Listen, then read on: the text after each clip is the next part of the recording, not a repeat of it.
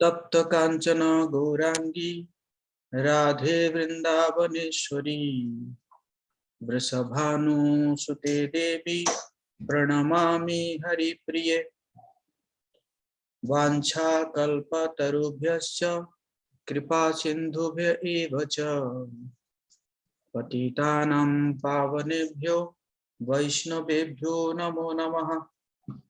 श्री कृष्ण चैतन्य प्रभु नित्यानंद श्री अद्वैत गदाधर श्रीवासादि गौर भक्त वृंद हरे कृष्ण कृष्ण कृष्ण हरे हरे हरे राम राम राम हरे हरे। नमो ओम विष्णुपादाय कृष्ण पृष्ठाय भूतले श्रीमते भक्तिवेदांत स्वामी निति नामिने। नमस्ते सारस्वते देवी गौरवाणी प्रचारिणे निर्विशेष शून्यवादी पाश्चात्य देशतारिणे। मूकं करोति वाचालं पंगुं लंघयति गिरिं यत्कृपातमं वन्दे श्री गुरुदिनतारिणे श्री चैतन्येश्वरं परमानंद माधवम्। कृष्णाय वासुदेवाय देवकी नंदनाय च नंद गोपकुमाराय गोविंदाय नमो।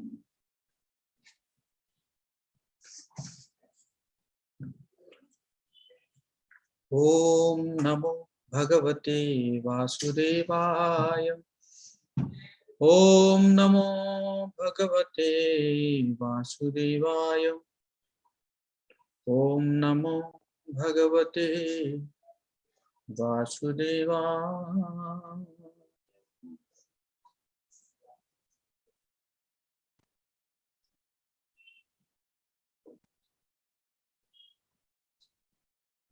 हरे कृष्ण कृष्ण कृष्ण हरे हरे हरे राम राम राम हरे हरे। तो आप सभी भक्त ये श्रीमद् भागवतम के श्लोकों को उच्चारण कर सकते हैं। तो ध्यान रखिएगा पीछे कोई बैकग्राउंड नॉइज नहीं होना चाहिए। सभी अपने आप को अनम्यूट कर सकते हैं।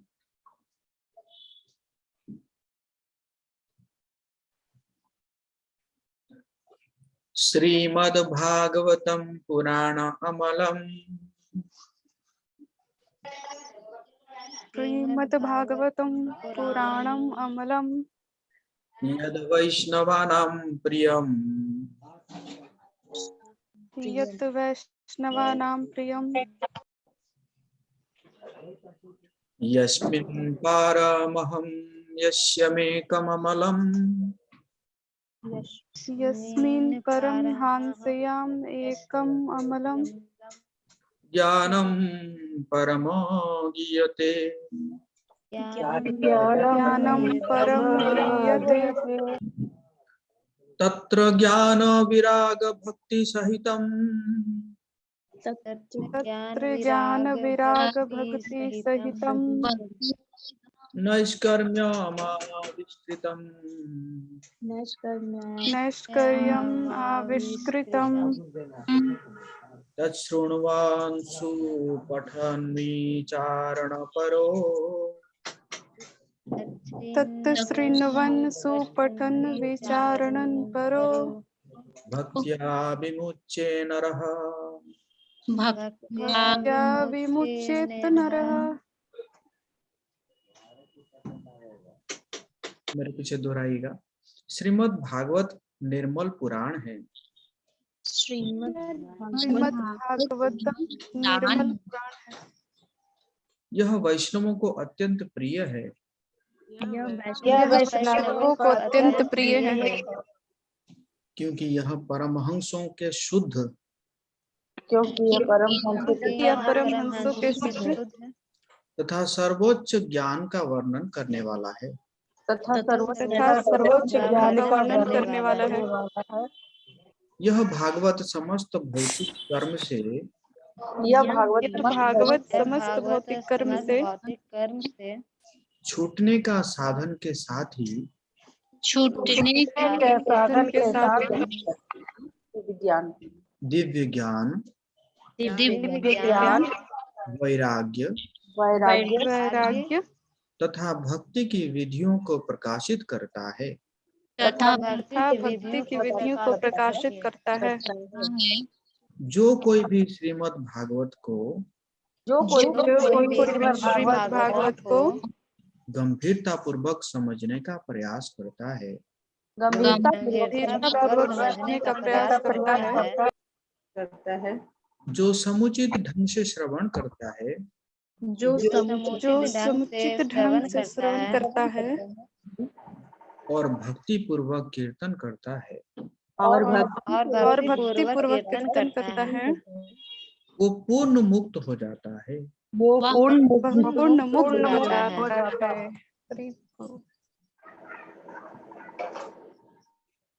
बहुत बहुत धन्यवाद आप भक्तों का। तो आप भक्तों के साथ ही श्रीमद् भागवत पाठ करने का अवसर मिल रहा है। तो यहाँ पे वर्णन है, ये है श्रीमद् भागवत के 12वां स्कंद के 13वां अध्याय का 18 नंबर श्लोक है, जिसमें बताया जा रहा है, श्रीमद् भागवतम पुराणम अमलम यद् वैष्णवानां प्रियम यस्मिन् पारमहंस्यामे कममलम ज्ञानम परम गीयते तत्र ज्ञान विराग भक्ति सहितम नैष्कर्म्यमा विस्कृतम तत्श्रुण वंशु पठन्मीचारण परो भक्त्या विमुच्य नरः। तो ये श्रीमद् भागवत क्या है? निर्मल पुराण। निर्मल का मतलब क्या है?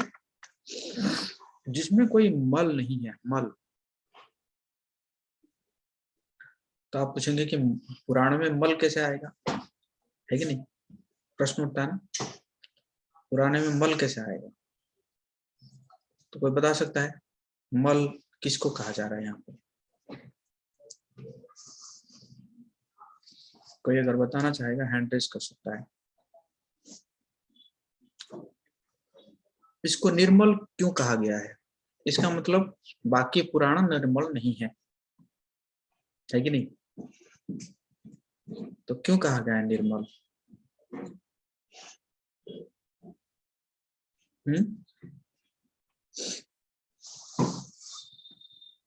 ओके, मुन्नी माता जी बोलिए। मुन्नी माता जी। हरे कृष्ण प्रभु जी।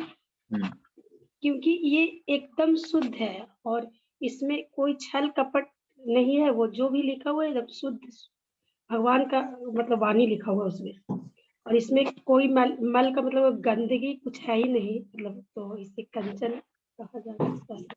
ओके, बहुत बहुत धन्यवाद। अन्नू माता जी।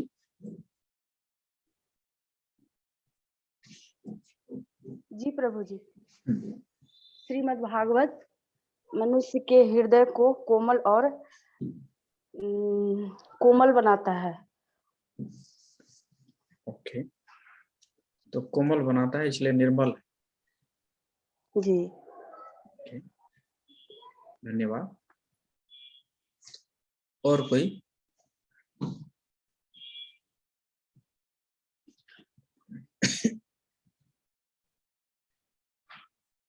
और कोई हैंड रेज किया था क्या?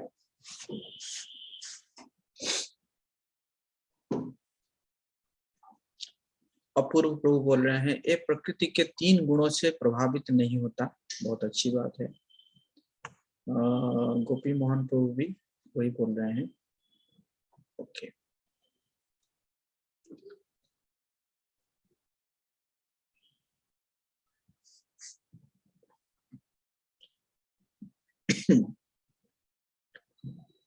ओके, सो तो निर्मल का मतलब ये है कि बाकी जो पुराण है वो क्या बताता है? धर्म, अर्थ काम और मोक्ष, इसके बारे में बताता है। धर्म कीजिए, धर्म से क्या होगा, आपको अर्थ मिलेगा, अर्थ मिलेगा तो आपकी कामना की पूर्ति होगी, और कामना की पूर्ति होगी तो फिर आपको मोक्ष मिलेगा। ये चारों के बारे में चर्चा किया जा रहा है बाकी पुराणों में, लेकिन श्रीमद् भागवत में इससे ऊपर है। यहाँ पे कोई है ना, कोई कामना, कोई मोक्ष की बात नहीं है। यहाँ पे सीधा सीधा जो है क्या है, भगवान का प्रेम कैसे हम भगवान के प्रेम को कैसे प्राप्त कर पाएंगे, है ना। इसलिए क्या है, निर्मल पुराण है। और इसी कारण ये क्या है, ये वैष्णव को अति प्रिय है, अत्यंत प्रिय है वैष्णव को, क्योंकि ये परमहंसों के शुद्ध तथा सर्वोच्च ज्ञान का वर्णन करने वाला है। इसमें जिसके बारे में चर्चा है वो सारे क्या है, वो सारे परमहंस, परमहंसों के शुद्ध और सर्वोच्च ज्ञान को का वर्णन होता है इसमें। यह भागवत समस्त भौतिक कर्म से छूटने का साधन के साथ साथ, एक तो भौतिक कर्मों से छूटता है व्यक्ति, साथ साथ और भी क्या देगा, दिव्य ज्ञान, वैराग्य तथा भक्ति की विधियों को प्रकाशित करता है। भक्ति के जो है ना विधि है, 9 विधि है भक्ति के, श्रवण कीर्तन स्मरण वंदन पाद सेवन दास्यरे पूजन सखी जन आत्मनिवेदन गोविंद दास अभिलाष रे। तो ये जो 9 विधि है, श्रवण है, कीर्तन है, पूजन है, श्रवण कीर्तन है ना, पूजन और सखी जना है, पूजा करना, सखी जीवन, सख्य भाव में रहना है कि नहीं, सखी जना है कि नहीं, और श्रवण कीर्तन स्मरण वंदन, स्मरण करना, वंदन करना है कि नहीं, पूजन सखी जना, और गोविंद दास अभिलाष रे है कि नहीं, आत्मनिवेदन, ये सब क्या है, ये 9 विधि है। तो ये विधियों को ये बताता है ना। जैसे जो श्रवण है, तो श्रवण का आचार्य किनको कहा जाता है, कोई गेस, कोई बता सकता है श्रवण का आचार्य कौन है? कौन जो है श्रवण करके ही अपने जीवन की पूर्णता हासिल की है? आपसे कुछ विशेष बात करना है। कौन बता सकता है श्रवण के आचार्य कौन है?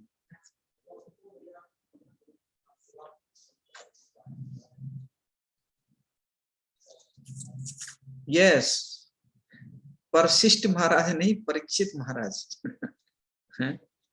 परीक्षित महाराज जो है क्या है, वो श्रवण के आचार्य है। तो उसी प्रकार कीर्तन के आचार्य कौन है? उन्होंने श्रवण करके ही, नहीं, श्रवण करके ही उन्होंने क्या किए, परीक्षित महाराज जो है वो श्रवण करके ही उन्होंने जो है 7 दिन बस श्रवण करके उन्होंने भगवत प्रेम को प्राप्त किए। कीर्तन के आचार्य कौन है? सुखदेव गोस्वामी। सुखदेव गोस्वामी बस 7 दिन भागवत कथा करके ही उन्होंने परम गति को प्राप्त किया। स्मरण का आचार्य कौन है?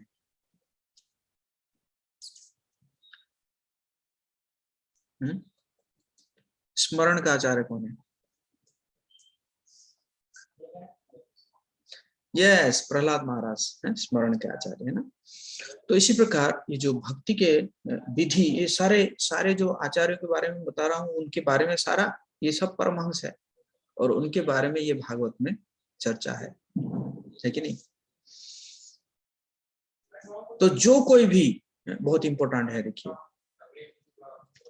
दिव्य ज्ञान, वैराग्य तथा भक्ति की विधियों को प्रकाशित करता है। जो कोई भी श्रीमद् भागवत को गंभीरता पूर्वक समझने का प्रयास करता है, गंभीर होना पड़ेगा। 1 घंटा जो है गंभीर रूप से श्रवण करना पड़ेगा। ये नहीं कि श्रवण भी कर रहे हैं, व्हाट्सएप भी देख रहे हैं, थोड़ा है ना, थोड़ा यूट्यूब भी देख लिए, है कि नहीं, किसी का कॉल आया, कॉल भी अटेंड कर लिए, तो ऐसे गंभीर नहीं हो सकते। सही कह रहा हूं मैं? Am I right? मैं सही कह रहा हूं?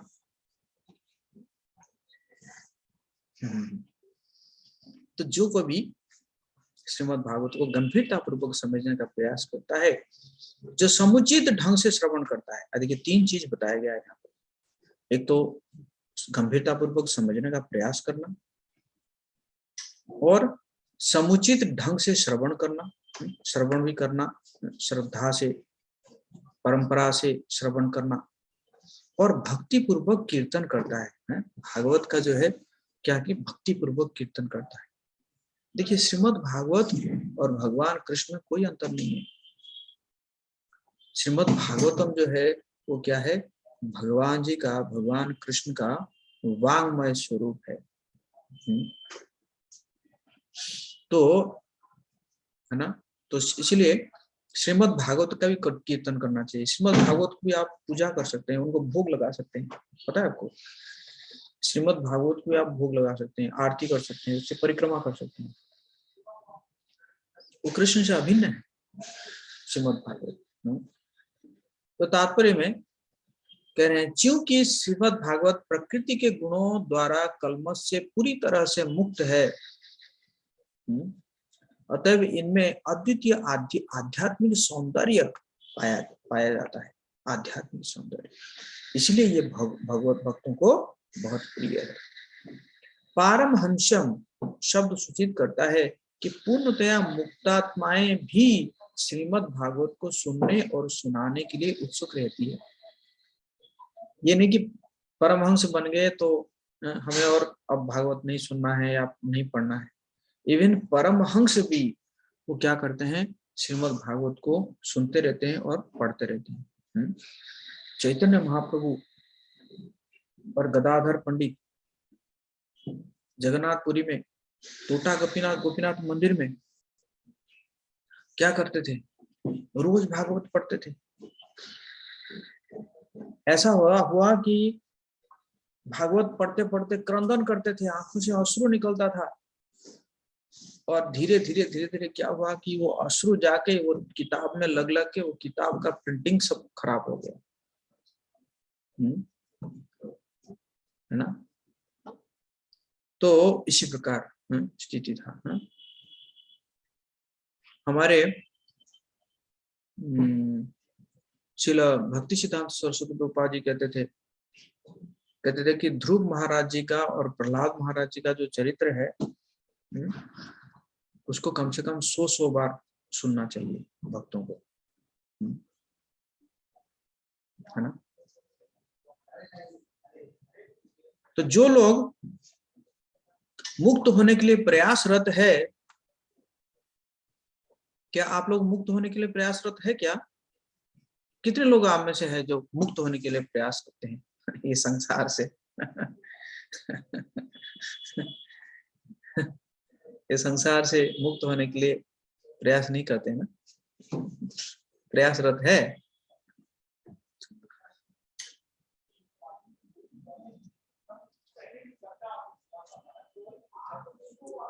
अच्छा, संसार से मुक्त नहीं होना चाहते हैं आप?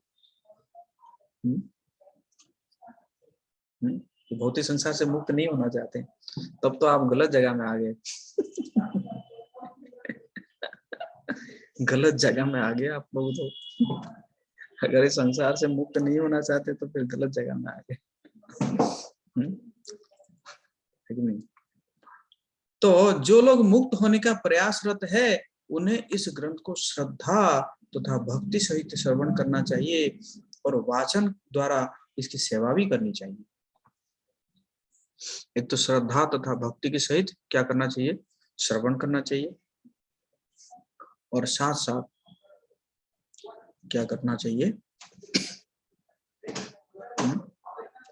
इसकी सेवा भी करनी चाहिए वाचन द्वारा, है कि नहीं। तो आप लोग पहले पढ़ेंगे, सुनेंगे, जानेंगे, तब तो किसी को बताएंगे, तब फिर जाके आप भी जो है मुक्त हो सकते हैं, है ना। तो इसी प्रकार है, इसमें एक बहुत सुंदर कथा आती है कि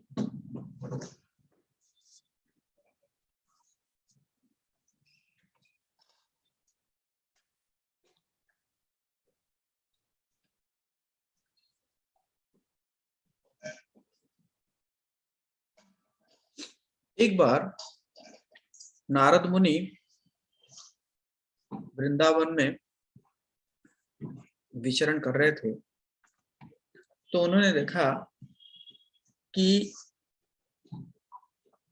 एक औरत, जवान स्त्री, वो क्या कर रही है, दो बूढ़े बूढ़े बूढ़े व्यक्ति है, उनको जगाने की प्रयास कर रही है। उनको कह रही है कि उठो उठो उठो उठो उठो, और रो रही है। तो नारद मुनि उत्सुकतावश उनके पास जाते हैं, जाके पूछते हैं कि ये कौन है और आप कौन है। तो वो जो औरत थी, उन्होंने कहा कि मैं भक्ति देवी हूँ, मैं भक्ति देवी हूँ। मैं दक्षिण भारत से आ रही थी, और धीरे धीरे आते आते जब मैं ये जो गुजरात आदि होके आई, तो मैं बूढ़ी हो गई, और मेरे 2 बच्चे हैं, एक है ज्ञान, दूसरा है वैराग्य। तो ये भी बूढ़े हो गए। लेकिन जैसे मैं वृंदावन में पहुंची, तो मैं तो जो है, मैं तो जवान हो गई, लेकिन ये दोनों जो है मेरे बेटे, ज्ञान और वैराग्य, ये अभी तक ऐसे ही बूढ़े हैं, और ऐसा लग रहा है जैसे इनका प्राण निकल जाएगा, ये जग नहीं रहे हैं। तो आप तो मुनि है, आप तो नारद मुनि है, आप कृपया इन दोनों को जगाइए। तो नारद मुनि भी बहुत प्रयास किए, उनके कानों में बहुत कुछ वेद मंत्र बोले, लेकिन नहीं जग रहे थे। भगवद गीता का कुछ एक आध श्लोक जब बोले, तो उसमें थोड़ा सा आंखें खोल रहे थे, फिर बंद कर देते थे। तो नारद मुनि बड़े परेशान हो गए। तो नारद मुनि भक्ति देवी को कहे कि तुम इंतजार करो, और मैं कुछ इसका उपाय निकाल के आता हूँ। तो इसी प्रकार नारद मुनि वहां से हरिद्वार जाते हैं, और हरिद्वार जाते जाते वो क्या करते हैं कि बहुत तेजी से चल रहे होते हैं हरिद्वार में। तो वहां पे 4 कुमार, ब्रह्मा जी के जो 4 पुत्र हैं, 4 कुमार, उनकी भेंट होती है। तो 4 कुमार पूछते हैं कि नारद मुनि, क्या कारण है, आप आज इतने व्यस्त क्यों हैं? आप तो गृहस्थ तो है नहीं। गृहस्थ लोगों को देखा जाता है कि व्यस्त होते हैं, थोड़ा, है ना, भागे भागे से रहते हैं, लेकिन आप तो गृहस्थ है नहीं, आप तो सन्यासी है, तो आप इतना क्यों टेंशन में है? तो नारद मुनि कहते हैं, तो फिर अपना समस्या बताते हैं कि ऐसा है, भक्ति देवी के 2 पुत्र है, और वो बिल्कुल उठ नहीं रहे हैं, बूढ़े हो गए हैं, उनको कैसे जो है जवान किया जाए। तो 4 कुमार कहे कि देखिए, इसका उपाय तो आपको भी पता है। क्यों? क्योंकि आप जो है, आप खुद ही अपने शिष्य व्यासदेव जी को क्या बोले थे, श्रीमद् भागवतम का रचना करने के लिए बोले थे। तो श्रीमद् भागवतम का अगर कथा होती है, तो फिर वो जो ज्ञान वैराग्य जो है, वो फिर दोबारा वो जवान हो जाएंगे। तो फिर वो नारद मुनि फिर वही 4 कुमारों को रिक्वेस्ट करते हैं। फिर 4 कुमार बैठ के क्या करते हैं, श्रीमद् भागवत का कथा करते हैं हरिद्वार में। और भक्ति देवी को बुलाया जाता है, तो भक्ति देवी आती है और साथ साथ वो ज्ञान वैराग्य दोनों भी आते हैं। और जैसे ही श्रीमद् भागवत का कथा शुरू होता है तो वो ज्ञान वैराग्य दोनों क्या हो जाते हैं, दोनों फिर जवान हो जाते हैं। तो उसमें कोई एक प्रश्न पूछता है कि क्या कोई ऐसा पूर्व में घटना है जिसमें श्रीमद् भागवत को सुन के कोई भगवत प्राप्ति किया है। तो फिर वहां पे वो एक वर्णन करते हैं, एक स्टोरी वर्णन करते हैं कि पूर्व काल में एक ब्राह्मण था और बहुत ही सदाचारी ब्राह्मण था, लेकिन उसकी पत्नी जो है बड़ी असदाचारी थी, असदाचारिणी थी, मतलब बहुत आलसी थी और मतलब वो उसका कोई संतान नहीं था और वो उसके लिए खुश भी थी, चलो अच्छा है संतान नहीं है, इतना झमेला नहीं है, इसी प्रकार था। लेकिन ब्राह्मण बहुत परेशान थे क्योंकि उनके कोई संतान नहीं थे। तो ब्राह्मण जो है बहुत परेशान होके एक जगह में एक बार जो है कहे कि क्या फायदा है इस परिवार में रह के जब मेरा कोई संतान नहीं है। तो घर छोड़ देते हैं, घर छोड़ के ऐसे जंगल में चलते हैं और चलते चलते एक जगह में उनको प्यास लगता है, तो है ना वहां पे एक झरना से वो पानी पीते हैं और पानी पी के जैसे ही वो ऊपर की ओर देखते हैं, वो देखते हैं कि एक पेड़ के नीचे एक साधु बैठे हुए हैं। तो तुरंत उनके मन में आता है कि चलो ये साधु जी से क्या करते हैं, मैं अपना जो दुख को शेयर करता हूँ। तो जाते हैं साधु के पास जाते हैं और जाके उसको एकदम माथा पीट के रोने लगते हैं। तो फिर वो साधु कहते हैं कि क्या हुआ, बताओ। कहते कि ऐसा है, वो बोलते हैं कि ऐसा है कि मेरे घर में जो भी मैं फल फूल लाता हूँ वो सब सड़ जाता है। तो साधु समझ नहीं पाते हैं कि अरे फल फूल लाते हैं तो सड़ क्यों जाएगा। तो कहने का मतलब उनका था कि क्योंकि मेरे घर में कोई बच्चे नहीं है, तो फल फूल मैं लाता हूँ तो बच्चे नहीं खाते हैं तो ऑब्वियसली सड़ जाएगा। तो साधु सुन के कहते हैं कि देखो तुम्हारे इस जन्म क्या अगले 7 जन्म तक तुम्हारे भाग्य में कोई संतान नहीं है। तो और जोर से चिल्लाने लगता है। वो सोचता है कि जब ये साधु मेरे भाग्य को पढ़ सकते हैं तो ये जरूर मुझे संतान भी दे सकते हैं। तो इस प्रकार सोच के वो क्या करने लगता है, बहुत जोर से चिल्लाने लगता है, उनके पैरों को पकड़ लेता है, कहता है कि तब तो मैं आपके सामने ही अभी ही मैं अपना प्राण त्यागता हूँ, अब आप ही जिम्मेदार रहेंगे। तो साधु बड़े मजबूर हो जाते हैं। मजबूर होके फिर वो साधु क्या करते हैं, एक फल देते हैं उसको, कहते हैं कि ये फल को तुम क्या करना, अपने पत्नी को खिला देना तो एक संतान उत्पन्न होगा। तो फिर वहां से वो ब्राह्मण जो है फल को लेके आते हैं और फल को लेकर आके वो क्या करते हैं, अपने पत्नी को देते हैं और बहुत खुश होकर देते हैं। तुम जानती हो मैंने ऐसे साधु से मिला और है ना उन्होंने ऐसे फल दिए हैं और हमारा संतान होगा ऐसे वो बोले हैं, तो तुम इसको जल्दी खा लो। तो अब उसकी पत्नी जो है उसको तो बच्चा पैदा करना नहीं था। उसने कहा लो एक और मुसीबत लेके आ गया। उसने कहा ठीक है साधु बाबा दिए हैं ना, अब स्नान वान करके खाऊंगी ना, तुम आप जाइए अपना काम करिए, मैं स्नान करके खा लूंगी। तो वो फिर ब्राह्मण चला जाता है। तो वो क्या करती है, उसकी पत्नी क्या करती है, उस फल को लेके अपने गाय को खिला देती है, अपने गाय को खिला देती है।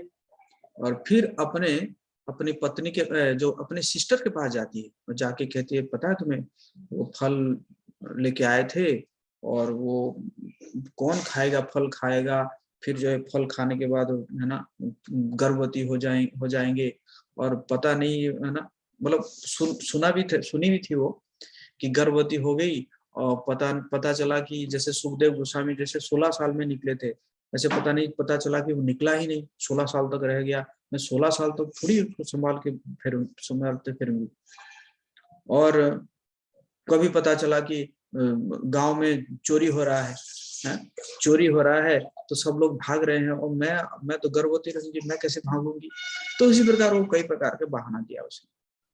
तो उसकी सिस्टर ने कहा, एक काम करो, मैं अभी गर्भवती हूँ, मेरा जो बच्चा होगा मैं तुम्हें दे दूंगी, और तुम क्या करना, अभी तुम क्या करो, थोड़ा गर्भवती का बहाना करना, गर्भवती का बहाना करते रहना, और जैसे ही मेरा बच्चा होगा मैं तुम्हें दे दूंगी, और फिर जो है ये डिक्लेयर हो जाएगा कि मेरा जो बच्चा है वो पैदा होते होते मर गया। तो उसको बहुत अच्छा लगा वो ब्राह्मण की पत्नी को। तो ऐसे ही उसने जो है बहाना किया, गर्भवती का बहाना किया, थोड़ा पेट में जो है कपड़ा लपेट के बहाना किया उसने, और पति के पास नहीं जा रही थी। तो इसी प्रकार करते करते उसकी पत्नी, उसके सिस्टर का बच्चा हुआ, और उसने क्या किया, तो बच्चा को ले ली। और इसको जो है ये यहाँ पे क्या हुआ कि इसके जो है ऐसे डिक्लेयर कर दिया गया कि इसकी सिस्टर का जो बच्चा हुआ था तो बच्चा मर गया। अब उसने जो है कहा कि जब उसका बच्चा मर गया है तो मेरा बच्चा हुआ है, तो उसको आना चाहती है, उसकी सिस्टर जो है वो कह रही कि मेरी सिस्टर आना चाहती है। तो उसकी सिस्टर आई और आके फिर इसको जो है अपना जैसे माँ जैसे देखने लगी। तो धीरे धीरे जो ये जो गाय को जो फल खिलाए थे, तो गाय ने भी एक बच्चा को पैदा किया, क्योंकि साधु का आशीर्वाद है ना। तो गाय भी एक मनुष्य का बच्चा जो है पैदा किया, क्योंकि उसका कान बड़े बड़े थे, हालांकि था तो मनुष्य, लेकिन उसका कान क्या है, बड़े बड़े गाय के कान जैसे थे, तो इसलिए उसका नाम रखा गया गोकर्ण। और ये जो बच्चा पैदा हुआ था इसकी सिस्टर का, उसका नाम रखा गया धुंधकारी, क्योंकि ये ब्राह्मण की पत्नी का नाम था धुंधभी। तो धुंधकारी जो है क्या हुआ कि जैसे जैसे बढ़ता गया वो बहुत ही शैतान बन गया। खेलते खेलते बच्चों को मार देता था, अपने मित्र को, साथियों को खेलते खेलते मार देता था, और बहुत परेशान किया उसने। तो उसके पिताजी जो है ब्राह्मण जो थे, उन्होंने क्या किए, कहते कि बाप रे बाप, ये कैसा बच्चा पैदा हो गया। वो परेशान होकर घर छोड़ के भागे। उनको नेचुरल वैराग्य आ गया। तो क्या हुआ कि ये धुंधकारी बड़ा हुआ, बढ़ने के बाद बहुत सारे कुकर्म किया।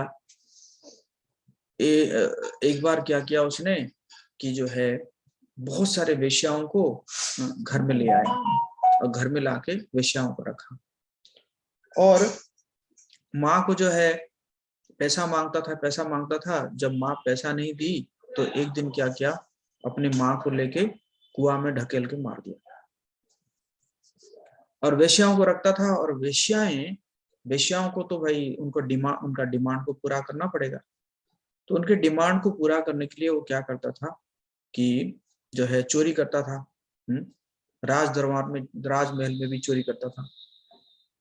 तो वेश्याएं एक दिन मीटिंग किए, और मीटिंग करके बोले ये जो है ना, हमें तो यहाँ रखा है, और ये जो चोरी करता है जाके राजमहल में चोरी करता है, और किसी दिन ये खुद भी पकड़ा जाएगा और हम भी पकड़े जाएंगे। एक काम करते हैं, हमारा क्या है, हम तो यहाँ से जाएंगे और कहीं पे भी जाके हमारा धंधा चलेगा। तो एक काम करते हैं, इसको आज मार देते हैं।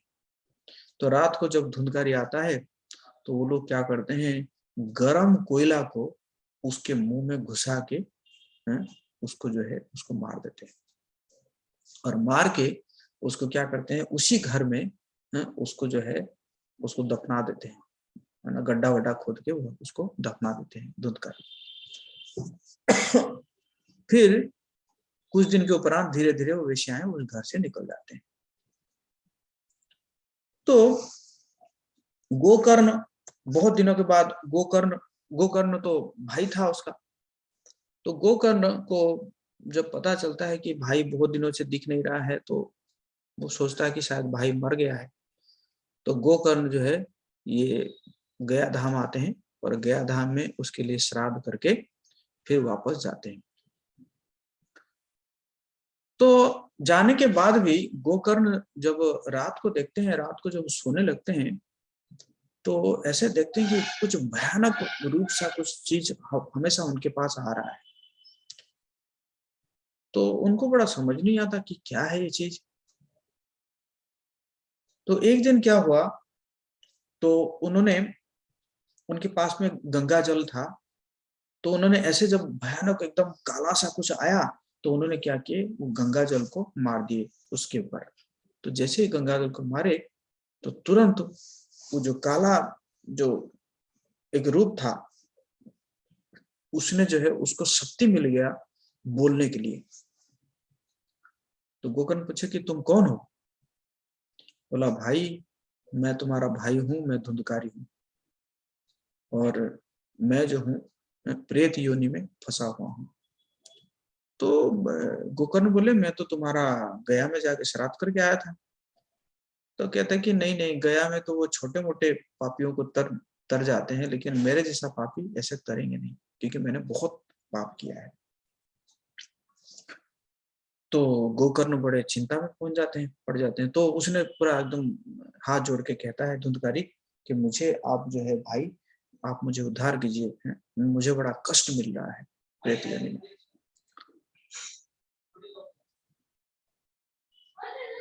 आप में से जितने लोग सुन रहे हैं या जगे हुए हैं, लिख सकते हैं हरि हरि,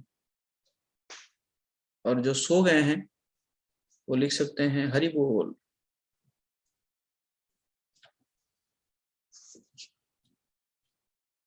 सब जगह में है। ये देखो मीनाक्षी माता जी सो गई, लिख दी हरि बोल। चलो सोते सोते भी लिख दी हरि बोल। तो बहुत अच्छी बात है। तो क्या है कि तो इसी प्रकार तो गोकर्ण जो है उन्होंने बड़ी चिंता में पड़ गए, भाई को उद्धार करना है। तो गोकर्ण सब लोगों से पूछे, और पूछते पूछते गोकर्ण जाके पहुंच गए किनके पास, सूर्यदेव के पास पहुंच गए। सूर्यदेव अपने रथ में चल रहे हैं, और गोकर्ण जो है पीछे पीछे होते हुए उनसे पूछे उन्होंने कि क्या करना चाहिए, आप बताइए, मेरे भाई का उद्धार कैसे होगा।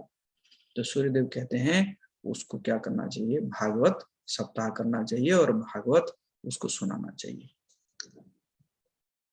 फिर गोकर्ण आते हैं और व्यवस्था करते हैं, और भागवत कथा का शुरुआत करते हैं। तो जैसे ही भागवत कथा का शुरुआत करते हैं, और वो जो धुंधकारी है उसको भी बैठने के लिए एक आसन देना पड़ेगा। तो वो क्या करते हैं कि बांस गाड़ देते हैं।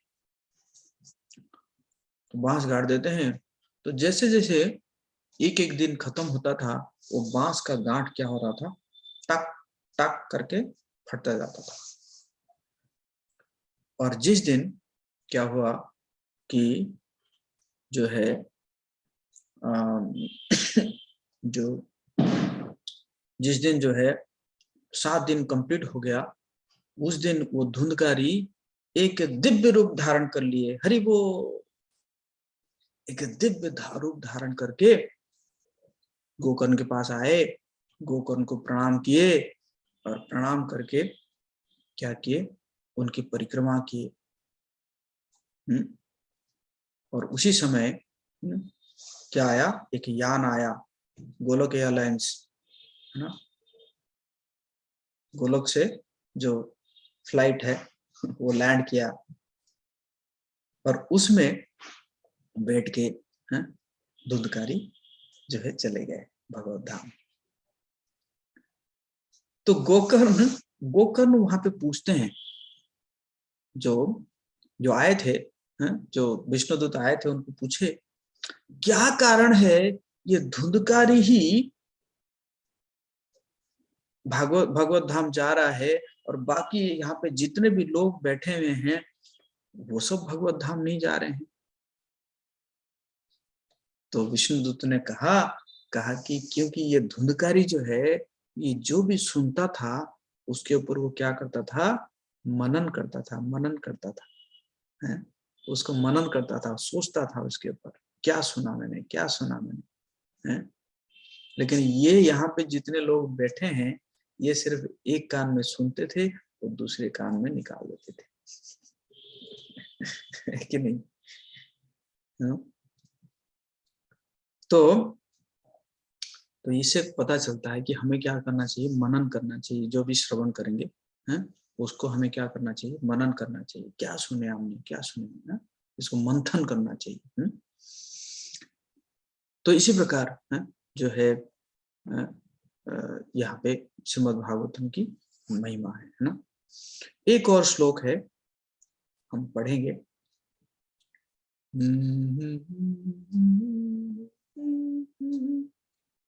तो जब जो कलयुग में धर्म किसके शरण में है, इसके बारे में श्रीमद् भागवतम में बताया जा रहा है। ये पहला स्कंद का 3रा अध्याय का 43 नंबर श्लोक है।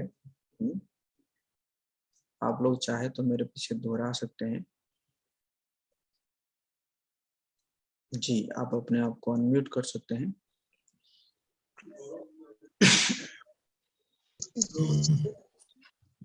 कृष्णे स्वधामोपगते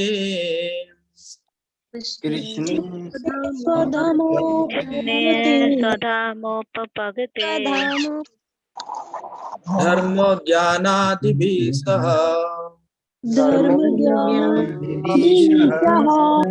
ज्ञानाभिः सह कलौ नष्ट दृशामेष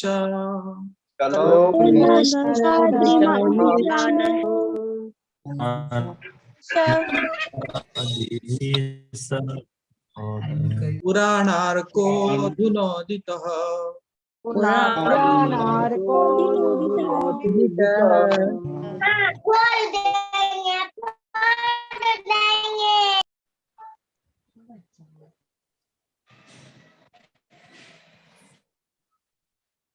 आप लोग चुप ही अच्छे लगते हैं, है कि नहीं? यह भागवत पुराण सूर्य के समान तेजस्वी है और धर्म ज्ञान आदि के साथ कृष्ण द्वारा अपने धाम चले जाने के बाद ही इसका उदय हुआ है।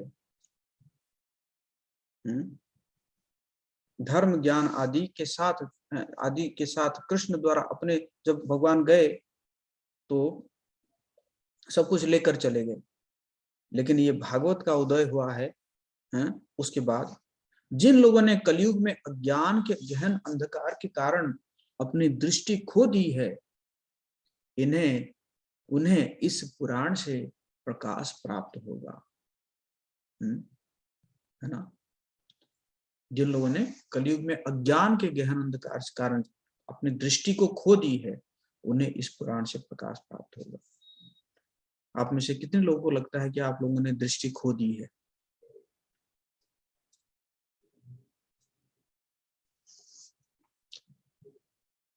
कोई नहीं, किसी को नहीं लगता?